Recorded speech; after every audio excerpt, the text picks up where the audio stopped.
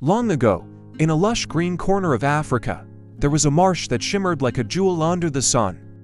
This marsh was home to many creatures, but two were especially well known: a magnificent crowned crane and a very plain, humble frog.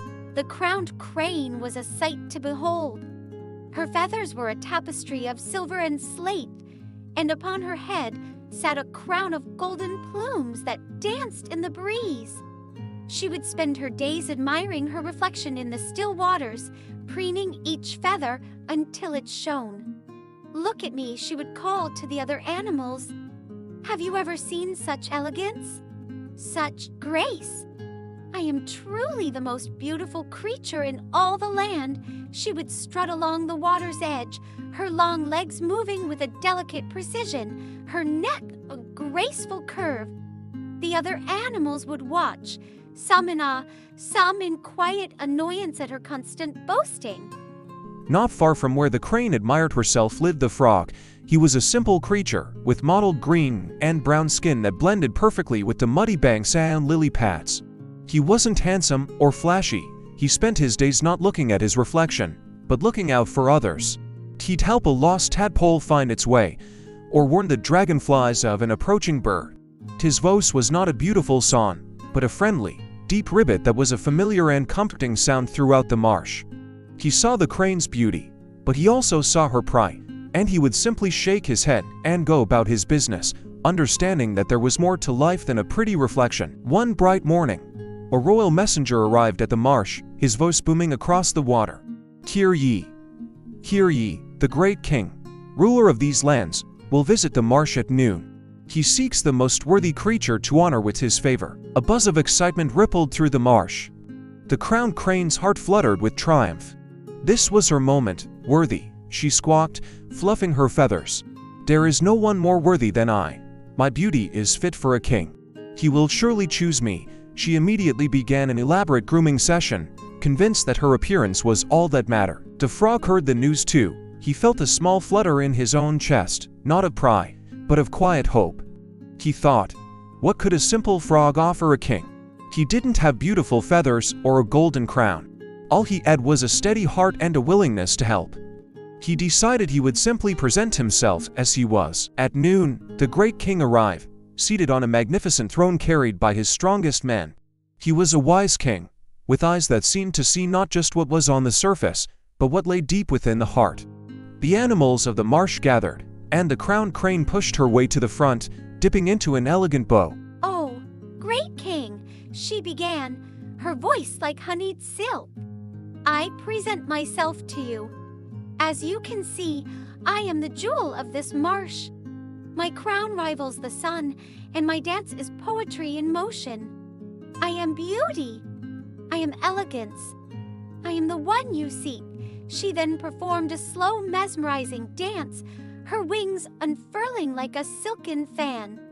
The king watched, his face unreadable. Then it was the frog's turn. He hopped forward, his small green body looking even smaller before the mighty king. He bowed his head low. "Your Majesty," he said in his plain, croaking voice, "I cannot offer you a beautiful dance or feathers of silver. All I have is a strong heart and a commitment to my neighbors. I watch over the small and the weak, and I try to make our home a safe and kind place for everyone." The king listened intently to both. Before he could speak, however, the sky began to change. The bright sun was swallowed by dark, angry clouds. The wind began to howl, whipping the reeds into a frenzy. A sudden, violent storm descended upon the marsh. Rain fell in thick, heavy sheets, and the water began to rise at an alarming rate. Panic erupted. The smaller creatures, the water beetles, the baby turtles, the tiny fish were being swept away by the churning currents. The crowned crane shrieked, not in fear for others, but for herself. "My feathers, my beautiful feathers, will be ruined." She tucked her head under her wing, trying desperately to shield her crown from the rain, completely ignoring the desperate cries for help around her. But the frog sprang into action. Without a second thought for his own safety, he leapt into the raging water. He guided a family of field mice to a high, sturdy log. He used a large lily pad as a raft to rescue a group of struggling insects. He dove deep to push a young turtle, trapped by the current, toward the safety of the bank. He was everywhere at once, his small body, beacon of courage in the chaos. He wasn't thinking about the king or the prize, he was only thinking of his community. The king watched the entire scene unfold from under his sheltered canopy. He saw the crane's vanity and her selfish fear. And he saw the frog's incredible bravery and his selfless heart. When the storm finally passed and a rainbow stretched across the sky, the marsh was quiet, the king stood. He looked at the crane, who was miserably trying to fix her now damp and disheveled feathers. Then he looked at the frog, who was tired and covered in mud, but surrounded by the grateful creatures he had saved. The king's voice rang out, clear and strong. I have made my decision. He walked past the stunned crane and stood before the humble frog. True worth, the king declared, is not found in the beauty of your feathers or the elegance of your dance. It is not what you look like on the outside. True beauty, true worthiness, is found in the courage of your heart and the kindness you show to others. He looked at the frog and smiled. To date, you have shown a strength and nobility far greater than any outward appearance.